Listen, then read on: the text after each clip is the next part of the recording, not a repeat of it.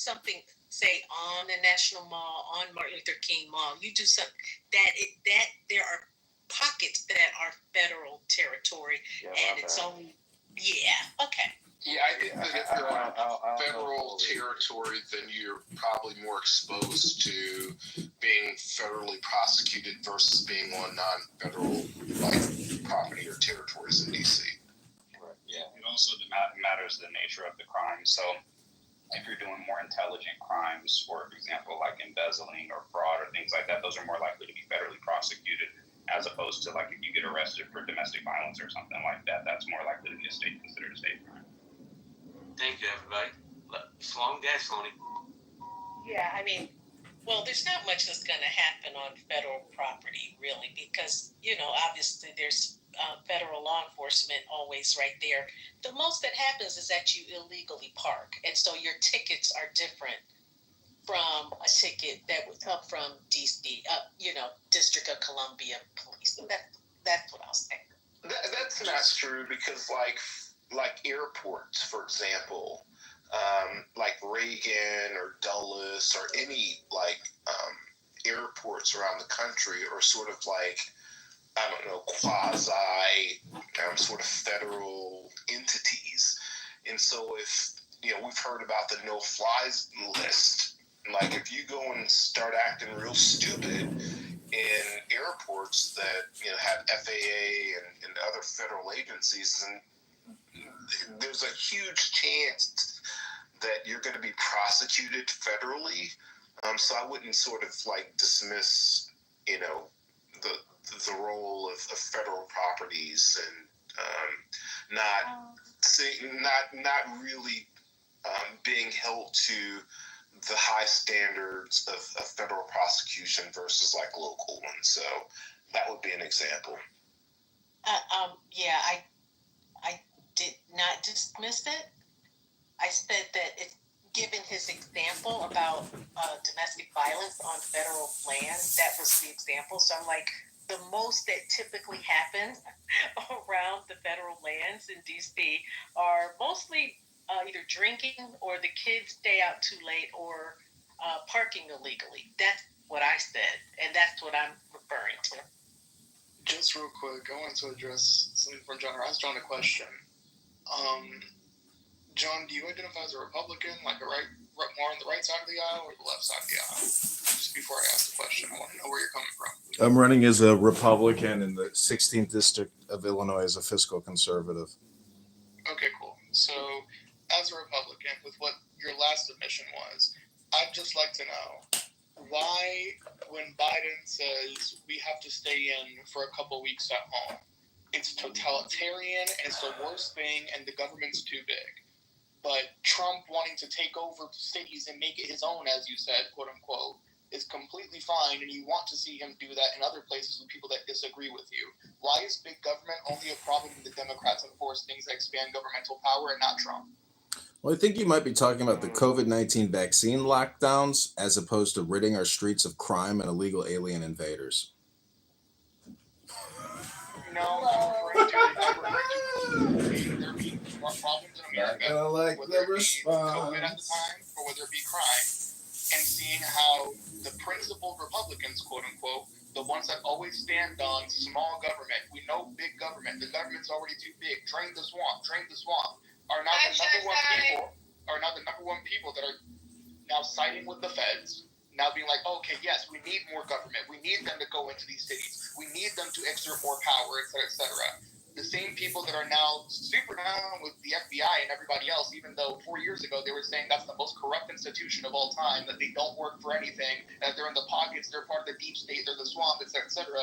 I really just wonder, what in your brain, where does it click to all of a sudden one side is perfectly okay as long as Trump runs it, but the same exact thing happening under a Democrat is the World War II. What does that have to do with racial profiling in America? I'm just curious. No, it was based off John's last submission. I just really like to know. John, you got 30 seconds, and I'd like to get back on topic, please. John, yes or no? All right, let me go to Blake. What's up, Blake, man? How you doing, brother? Oh, what's up, JP? Man, I came in and they were talking about that last topic, and I was itching to to get in on what brother XG said, but if you want to stay on, get back to the topic. That's totally. But you can speak on anything you want. I just don't want to distract too far away from the topic because Adam's asked me specifically to open this room for him. So, but bro, you know how I run my room. Say whatever you want, bro. I don't care. Yeah, I'm XG. So I'm gonna come out full disclosure. JB knows I'm generally leaning to the right. And the question you just asked is a question that actual principal conservatives are asking the same question that you are asking right now. Right now, principal conservatives do have a problem with federal overreach, but there is a part of this side that I want to call Trump tards. Trust me. I was down with Trump. I voted Trump, but all this federal overreach stuff doesn't fly for Republicans and people like me who are principal. And we got a problem with this, but I will give you the difference and the distinction. You're talking about a virus that had a lot of conflicting information. And overreach of the government and overreaction to that, ruining economies, ruining people's livelihoods due to government's overreach versus crime that is right in front of our face. We're talking about an immediate result of crime that we've been dealing with since 2020. Well, I'll dispute that a little bit. And let me finish what I'm saying, and I'm gonna let you dispute. We got direct retribution for crime every day in cities across the U.S., including mine, especially mine, the epicenter of the 2020 riots and crime spike in America. So, look, you're talking about crime. Are you in Minneapolis? Yeah, absolutely. Absolutely. Okay. Where just this week, 150 cars got smashed and broken into in a row. And police can't do nothing about it. We got people's garages and homes being broken into by crackheads and Wait. Give me some clarity. Where are these cars being stolen out of? Where's this place? Minneapolis. Minneapolis has had a ridiculous crime spike since the riots in 2020, where the police are overwhelmed or the police just don't want to do their job because they don't want to accidentally have to kill somebody in the line of their work. So we got a lot of OG cops who know the streets, who know they got experience, have left the force because our mayor, a Democratic mayor, and our governor threw the police department under the bus, allowed the 3rd precinct to burn down, and police have been like, why am I going to stick around and lose my pension and lose my opportunities to retire after all the work I've done in this city? I might as well just cash it in right now. So you got a lot of OG cops with experience that have left the force. You got a lot of cops that are just hanging on, that are just milking it. Like, you know what I'm saying? Hey, Blake, I just need you to land your plane. Yeah. So the point back to the point XG's making. Like, no, man, principal conservatives are not okay with this federal overreach. And I say that this overreach is a result, a pendulum swing, and a result of the way your side run your cities. It's an overreaction, and I'm not okay with it, but I understand what's going on. It's an overreaction. Yeah, sure. So my response to that would be, I also would agree that there's conflicting information when it comes to the DC accounts, and that comes from our own White House too, because Trump says that DC is so fucking horrible, the crime's spiking over there, et cetera, things are so bad. Yet on January 3rd of the same exact year, we get a report from DC saying, let's see, this is from the United States Attorney's Office from the District of Columbia, quote, total violent crime for 2024 in the District of Columbia is down 35% from 2023, and it's the lowest it has been in over 30 years, according to data collected by the Metropolitan Police Department and announced by the United States Attorney Matthew M. Graves. A breakdown of the data is available here. In addition to overall violent crime reduction, homicides are down 32%, robberies are down 39%, armed carjackings are down 53%, assaults with a dangerous weapon are down 27%, and compared with 2023 levels, with the district reporting the fewest assaults with dangerous weapons and burglaries in over 30 years. So I'm really questioning what's all the federal overreach needed for a place that has a 30-year low in crime. Let me just say me just say something. Let me say something really fast. Oh my God. Gentlemen, Hood, I got you. I was coming to you next because I know you've been trying to jump in. But Hood, after you, I definitely want to go to Nina. So go ahead, Hood. Yeah, so listen, again, as a 25-year DC resident, homeowner,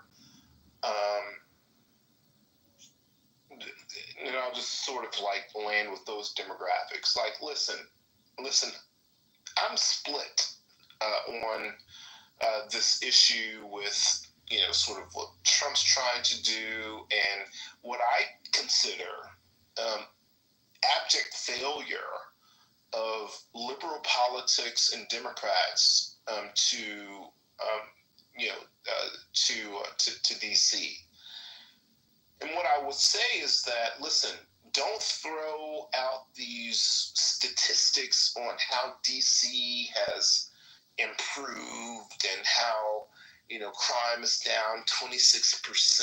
And as a 26-year resident, because those statistics are only anchored in the fact that they're throwing out the criminals and the degenerates of DC because they're bringing in wealthy people, wealthy liberals who live in Capitol Hill, wealthy liberals that live in Columbia Heights.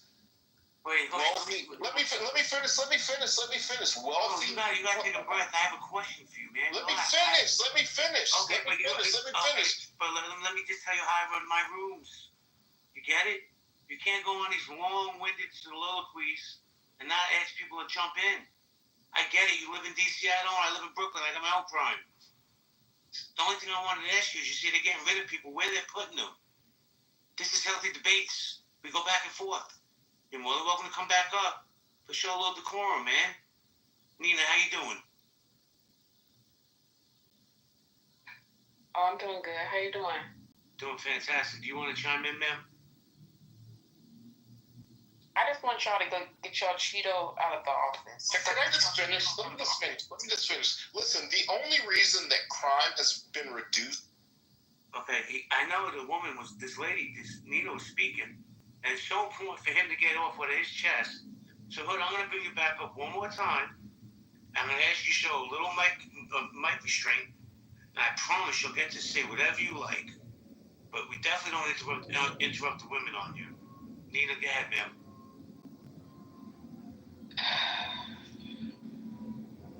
Just let's let it breathe. Let it breathe.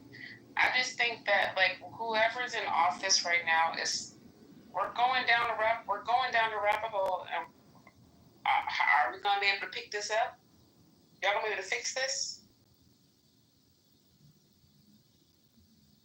Nope.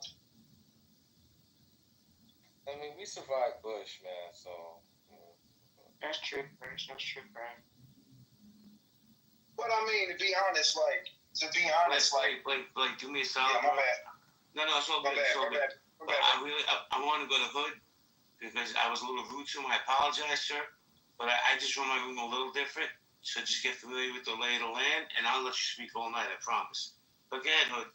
Yeah, let me just finish. Listen, the only reason, which is, like, I don't play this game with, like, white liberals and, like, white conservatives when it comes to the black population and, like, who's better than the other, because I think that white liberals are as racist as fucking white conservatives, and that ultimately the two play good cop versus bad cop when it comes to the needs of black people, especially in DC.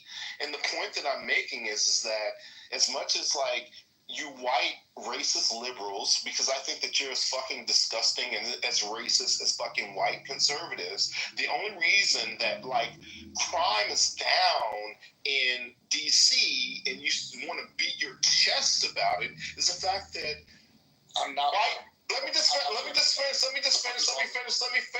finish. Is that racist white liberals are the ones who are gentrifying DC and pushing poor black native DC people out of DC. That's the only reason why your numbers are looking good. Like, racist white liberals are no fucking better than fucking racist white conservatives. Like, you guys are as fucking disgusting as you claim racist white conservatives to be. So don't fucking come to me as a 25-year DC resident black one and homeowner bragging about the reduction of like crime rates in DC, because the only reason why crime rates are being reduced is because racist white liberals are coming into DC and essentially eradicating and weaponizing ethnocide against the native black American population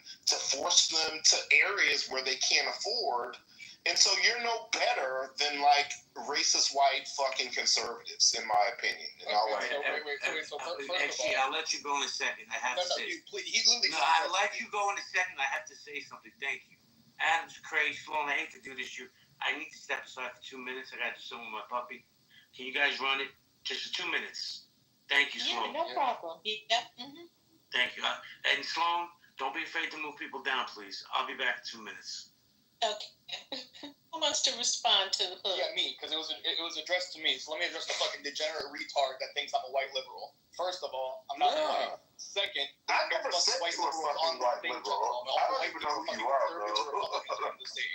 Dude, I'm out for the shut the fuck up, since you wanted so much fucking speaking time. Why are you so upset, You wanted so much fucking speaking time. No, because Okay, you ended up you tried to attack me and characterize me based on something that I'm not, which is something that I'm not gonna do. Again, I'm not doing that with you. So if you want to go headbutt fucking concrete walls, go ahead and do that on your own time. You want to do cannonballs into empty swimming pools, go ahead and do that. You want to go ahead and wear the bungee cord for your fat ass as a belt, go ahead and do that. Don't fucking try me. Right idea, wrong bitch. So again, everything I stated was statistically correct, because you can give the reasons why, and I'm more than happy to agree with you. White liberals are fucking garbage, which is why I'm not one of them. Because A, I'm not white, and B, I'm not a liberal. I'm a fucking socialist. I'm completely different than the fucking lids. So I agree. Their methods of fucking doing things or trying to fix things are not fucking conducive to a lot of the things that they think that they're doing, especially with a lot of them having the white savior complex that they do. So I don't disagree there. But again, just to point out that statistically it is true that DC is at a 30 fucking year low in crime, yet Trump is trying to act like it's a hellhole of a city. It's insane considering that Miami, the place that he has residences at and the place he has property at, is statistically more dangerous than DC is right now. So and that's because fucking rich white liberals have fucking run out of your mouth while you're at it. Are you fucking stupid? Right. You need to call your uncle to give you some dignity. Fucking white liberals are as fucking disgusting as fucking white conservatives. Jesus Christ. Get over it, bro. And the black conservatives hanging on the same trees as the white liberals. This person on stage, whoever got that opinion. Okay. Who wants to respond to XG? I got one statement that just made everybody get quiet. That's crazy. Go ahead. Yeah, bro. I don't know if he was going B. My bad, man. I'm trying to step on his toes. I'm like XG. Both you and Hood got some points. But I think all of us missing the overall point. People do play with statistics, man. They doing the same thing in my city right now, XG. And they are incentivized to make the numbers look low. So there's ways about just the same way they play with the statistics on unemployment by not counting the people who no longer receive unemployment benefits but have not received a job. So technically on paper, unemployment look low. So you can play with statistics all day and long. Like anybody that does any job with analytics, anybody that does any accounting by the minimum amount of accounting, you can figure out a way to allocate a result by moving it over here and, inserting X there. So statistics ain't gonna tell you what people actually are experiencing and dealing with on the ground, bro. Like 150 cars broken into one night, and this is the second time within 1 month. Blake, let me Go ahead. Thank you, because I got to do a quick reset. Because we're getting totally off topic, but let me just say this. Is racial profiling real? Racial profiling, this is the vote. Absolutely real, total hogwash, figment of people's imaginations. it's a bigger issue than I realized. And we got some cool people down here. We got Rebecca. We got V-Bird. What's up, V-Bird? Mike, how you doing? KK, good to see you. Mia, good to see you. Jordan, how you doing? Guys, hold on. Let me finish my reset. We have one person on stage. I'm curious who voted. It's a figment of people's imagination. That's interesting. VP, welcome to the stage. Yeah, what's up, man? Yeah, I think most people, when they talk about people being racist, and they can't give any tangible evidence of something personally that they can point to and say this is racist and this is what happened. Every time this conversation is talked about, it's talked about at a super high level, as if everybody's racist, and I think that's the figment of people's imagination. Nobody has. So wait, I just want to get clarity. No, you don't have to mute up. I just want a little clarity. So basically, you're saying racial profiling is fake. It's fake in the sense that people say that these people are racial profiling, but them themselves are just as equally racially profiling others. So to me, that doesn't add up unless you have physical, tangible something. Nobody has ever. I'd like to see somebody on stage give an example of how they personally were racially profiled and continue to be racially profiled. So I can give an example. All right, hold on, William. I haven't heard from you. We'll go to William Hood, and then we'll go to the great Nicholas. William, go ahead. I can give a specific example of actually witnessing racial profiling from inside of a police car. When I was a law student, I was down in Miami. One of the things we did was a police ride-along, and that was part of the assignment for criminal procedure. And so we rode along with the police and did that for a couple of nights, and they definitely were pulling people over, popping up over curbs, doing, U-turns in the street and going after people because they were black. And I witnessed it several times, and it's real.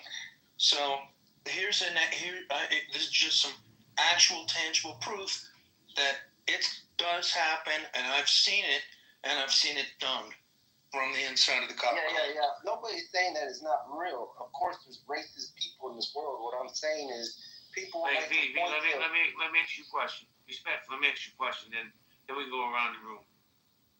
I don't know how old you are. It's not my business. But do you know who Rodney King was? Would you call? Was he the guy that got beat up in the streets in Los Angeles? Yeah. Would you call that what we saw in that video as racial profiling or no? Yeah. But what I'm saying is there's racial profiling happening right this second. I'm not saying that it doesn't exist. I'm saying that a lot of people, at least the people that I've talked to on Clubhouse and in person, they like to talk about racial profiling and how these people are racist and all that stuff. And then in everyday life, they can't even give me examples of how they're racially profiled. They're pointing to Rodney King or to this or that, but them themselves don't got no examples for themselves. They're just like basically pushing a narrative that they want to be true. Blake, you want to say something, Blake? Yeah, absolutely. Rodney King, JB. The Rodney King was being chased for felony fleeing for being drunk while driving about 100 miles an hour before they finally caught up to him. That's not saying he deserved, not saying legally he deserved to get his butt whooped. But after chasing a guy at 100 miles an hour while driving drunk, I think that even some brothers probably would have put hands on him. So that wasn't racial profiling. That was police. So what do you call that? What do you call that? The misconduct. Brutality. That was police brutality, but that wasn't racial profiling. That was a brother driving well beyond speeds that are safe for him and other people on the road, and he was evading the police, refusing to stop. And when he finally stopped, that's the part of the tape that they didn't show. They didn't show the chase. They didn't give America the full context. They showed the car get pulled Okay, over. but so I use a better example. Yeah. Can you give a better example of racial profiling? Well, hold on. Can someone just give an example? You got one already. Wait, if you want an example of racial profiling, just look at Obama's 2008 campaign and the birther movement. Yeah, but I mean, you're talking about people who personally experienced it, right? I mean, I can give extensive examples of where I personally experienced you it. already answered your question. You want people to keep answering your question? There's some people waiting to talk. Well, it'd be nice for somebody to say to give an example of how they personally have to go through it every single day. Sure, this is. I'm not going to say that I have to go through it every single day, but I live in California, and once again, I had said earlier I'm mixed. I was in Roseville a couple of weeks ago with somebody, and there was a ton of white people out there, and they all start calling me a nigger and start calling another black guy that I was with a nigger. So that's something that actually does happen out here in California, especially in certain demographics or certain areas. So that's something I've experienced. But another thing. When I had went to a part that was very close to that city, I was talking to a couple of guys. They were friends of a friend, and they just make little passive suggestions that are racist. They made an implication. If you're familiar with Sacramento politics, they made some implications like, are you part of this particular gang and stuff like that, that they obviously wouldn't make toward any other white people. Also, it's the racial profiling that you can experience is not just from white people too. Even black people experience racial profiling from other black people. I've had people walk up to me and ask me, where are you from? Trying to figure out what set I'm from or if I gangbang or anything like that, or if I'm neutral or anything like that. Whereas they wouldn't have done that with somebody who's white, and that's experienced regularly out here. So like if you are somebody who has experienced actual racial profiling, I'm not saying that it rules my life or anything like that, but it's definitely something I have to be aware of. If I go to certain neighborhoods and certain bars or certain establishments, if I go to the club, there's been mass shootings out here that have happened just from people getting into it, trying to figure out where somebody's from. And then there's also, of course, pockets of white people, and I'm not a racist toward white people or dislike white people, but there is some racism that does go on. And it can be something that's very regular. So, yeah, I think it does affect people's lives. I'm not talking about people getting hurt because of someone called them a name. I'm talking about someone actually have like some type of consequences in their everyday life. I have an establishment that I've never been banned from. Everybody, hold on. I'm talking about V. Hold on a second, because I'm gonna tell you one thing, man. The great Nicholas, he's been very patient, but I'm telling you, the dude won't wait much longer. The great Nicholas, the mic is yours. Okay, I was going to say, so first of all, I think the question is really silly, right? You're setting up this impossible scenario where someone has to be racially profiled every single day for it to qualify as racial profiling, which I find to be ridiculous, to be an expectation from the start. I think that question is just silly. And the second thing, I actually want to back up real quick to Brother XG. You really should go on the Google and do your research before you talk about certain cities' crime rates, because DC has 2 times the amount of violent crime as the city of Miami. And also Doral, where Trump's golf course is 5 times safer than the city of DC, both in violent crimes and in murder. So check your facts before you come for my city. DC is way more. Per capita? Yes, per capita. DC is way more violent than Miami. I'm done.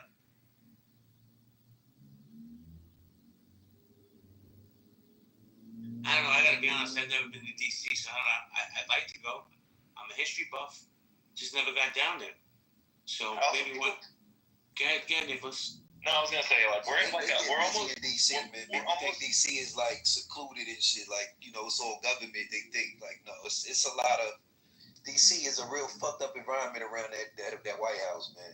I was gonna say to JB was like we're like a near 50-year record low crime rate in Miami-Dade County. So I just think some people are still thinking Miami Vice 1970. That shit does not exist anymore down here. The city's well controlled, well policed, and Doral, where his golf course is actually pretty wealthy. So the comparison is just fucked up. I'm done. So, Mother, why is he acting the way he's acting? We're talking about DC versus Miami. I don't know what your question is about. The guy that was who was that said that he just experienced something where he went out and everybody was calling him a nigger? That was me. Yeah, I'm sorry. I just don't understand. Bro, I'm gonna be honest, bro. I don't believe you. Like, it bothers me that these. I don't know. Like, I feel like there's a demographic of black people that haven't really been oppressed in life, period. Like they was pretty much born with a silver spoon. They never really experienced the inner city activities.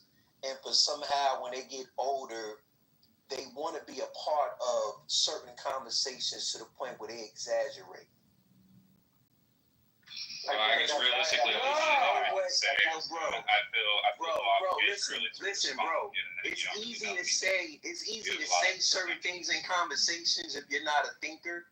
But my man, you can't tell me in 2025 you and your friends as a collective decided to find a location where you just so happen to be around a group, right? Because even in 2025, let's say you found one racist person in a bar. You telling me that the whole fucking establishment was calling you a nigger? Like, what the fuck are we talking about? Like, that's just so fantasy. That's TV shit. Let's cut the bullshit let's have real conversations. Let's have real conversations. Let's have real honest conversations. And let's not try to trauma bond and make up fake ass stories just for the sake of diversity. It's weird. RJ, let's do that. Let me jump in here real quick. RJ, first off, man, Brooklyn Love, it's good to see you. I haven't heard from you in a minute. Hope everything's well with you and your family. But I have a question for you. Is racial profiling real in America? And does it only impact the black community? Does the Latino community also get racial profiled? What do you think, RJ? I think that America is still a baby to civilization, and it was built literally on racism. And we haven't been far removed as of yet, right? We only maybe 150, 200 years where it even started to stop. So I feel like we have a lot. We're still going to have a lot of prejudice towards one another. There's still going to be conversations about how you feel one group may act, or you could identify someone and often in your mind you're prejudging what someone is like. That's going to always be a thing, and I think that we still need at least about 200-300 years for us to not even speak about race at all. Thank you, RJ, man. I appreciate you. Hang out for a while, having a great conversation here. How dare you host a space like that? Easily, I opened up the room and people showed up. That's how I did. Where do you get these weirdos from? Hold on, V, hold on a second. Hold on. So I gotta say hello to Vero real quick. I was almost saying good morning, Vero. How you doing, Vero? How dare you? How dare I? The cracker in the corner is talking race relations in America. What am I thinking? But Vero, do you think racial profiling happens in the Latino community as well? I mean, I'm a white passing Latina, so I think so, yeah. I think so. Not as much as in the black community, though, for sure. I just saw ice rain down the street. Like, it's crazy out here. That's profiling. What's up, Chris? How you doing, Chris? What's up, JB? Say hello to Chris and Marcus. Chris, how you doing, man? I'm good, brother. You want to chime in on the subject, sir? Yeah, so I will say this. One, racial profiling is absolutely, positively real. And it's not just for black folks. Because, when you, grew up in certain parts of places, like where I grew up, it was a lot of blacks and Mexicans. And they treat the Mexicans just like they treat us. Even if us and the Mexicans don't get along, the police and the other side, because I say, there's our side and the other side, they treat us the same. So racial profiling is absolutely real for blacks, Mexicans, and anybody of color. Like, if you are a person of color, you get profiled because they will be like, you're not white. And that's enough sometimes. Sometimes that's enough. And that's not me saying like, oh my God, shit. It's just a fucking fact that if you in the hood or grew up in some of the spaces where I grew up, that's a thing. Because where I live now,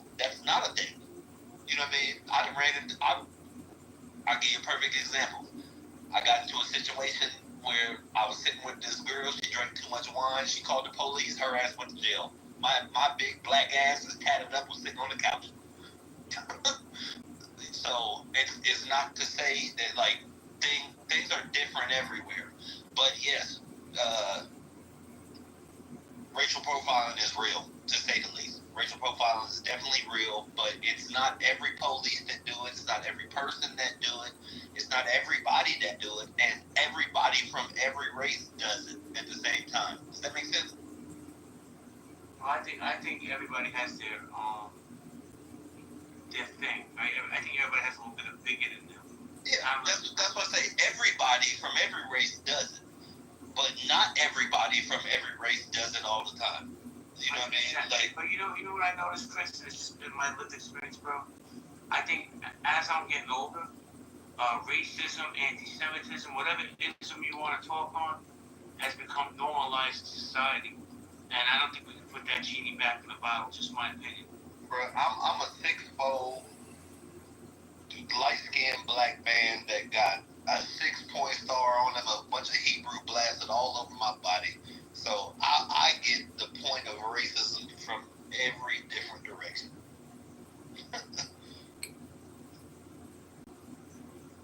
from the police to be like, oh, he's a gang member. From Jews to be like, watch out for him, he is. From other people to be like, oh, there go one of them Israelites, he hates whites. And well, thank you for your share, Chris. I go around the room, let everybody speak once, and then we go popcorn style. I want to say hello to Marcus, and then I want to say hello to Pharaoh. Marcus, how you doing, man? Why you say Marcus like that? I mean, shit, how else you supposed to say it? You know what I'm saying? Yeah, shout out to y'all, man. Happy Sunday. Racial profiling all the time, man. You racially profile, not just driving, in the workplace, education. When I went to Houston Community College before I got rich and started She's Happy and all that other shit, got all these degrees. I got out the Navy and I went and tried to register, go straight to college, right? They was like, well, you didn't take the SAT. I was like, well, I took the ASVAB.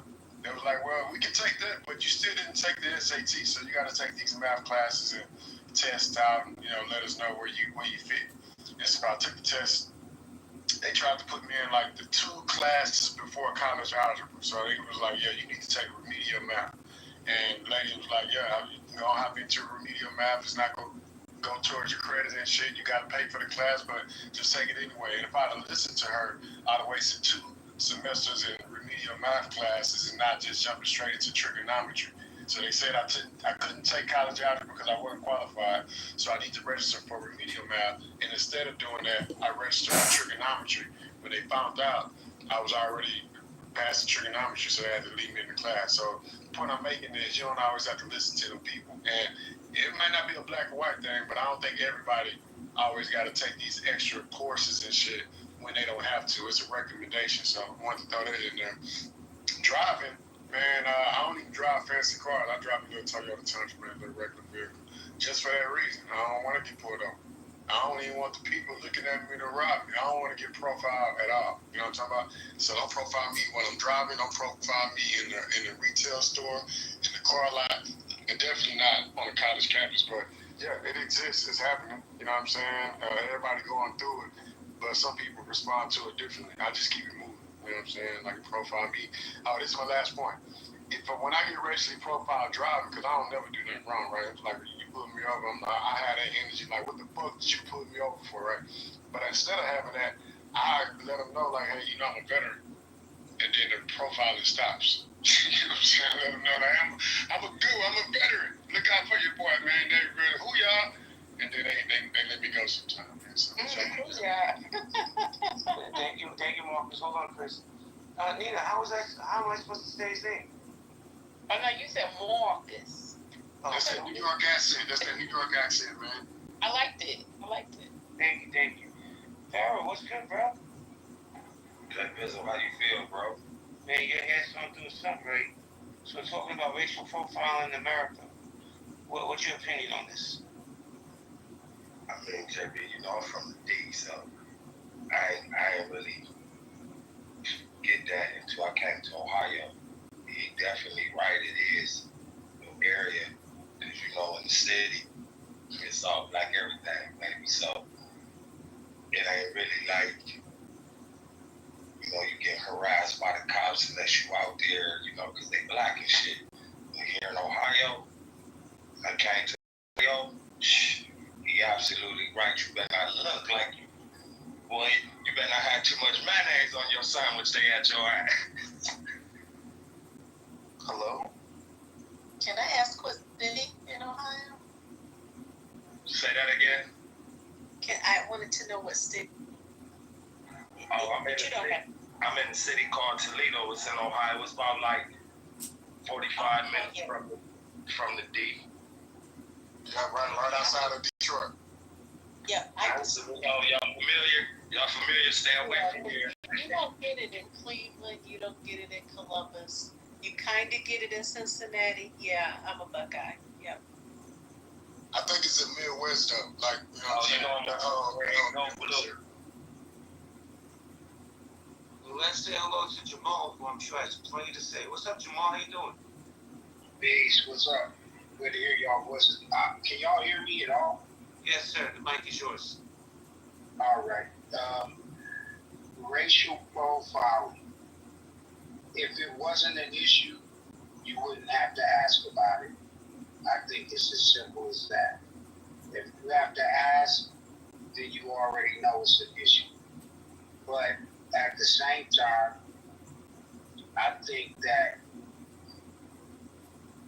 it's ingrained in the fiber of our culture, American culture, and I don't think unless white people really had a long look in the mirror, and I don't think they're looking anywhere close to a mirror, it would ever be fixed in this country. So I just think it's just a part of the United States, like the Rocky Mountains or the Mississippi River.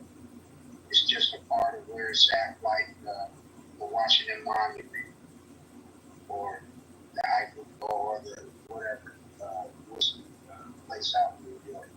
What's her name? It's got the Statue of Liberty. Empire State. Yeah, or the Statue of Liberty. Yeah, it's the same. It's just as American as any of those things. It's as white as apple pie. And I think Jamal, let me ask you a question. And I think we're all in agreement, right? I think we have one person on stage that said it's a myth. But that person's an idiot, right? But let me just say, let you this. We know that racial profiling is growing, and it definitely 1,000,000% impacts your communities. How do we fix it? What's the solution? Is there a solution? I think the only real solution, there were a couple of countries that I've heard about who had reconciliation. I think one of them was in Asia, somewhere in the South Pacific, where they basically put a board of people to fix the racial problem. They made it into the government, and then I think South Africa may have tried to do something, but in order to fix the racial problem that America has, they would have to take a really deep, long look at themselves. And I think you have a better chance of getting rid of guns in America than you do. Bro, that you and I both know that you and I both know that's not gonna happen. But before I end that, I have a follow-up question to you. And everybody will just go popcorn style. But Jamal, here's a follow-up question. Is racism only rooted in the white community, or is it rooted throughout all communities? Be honest, Jamal. I think, well, I'm going to be very honest. No one else has the power to push on racism other than white people because of white supremacy. I think other people may be prejudiced, and I think our prejudice is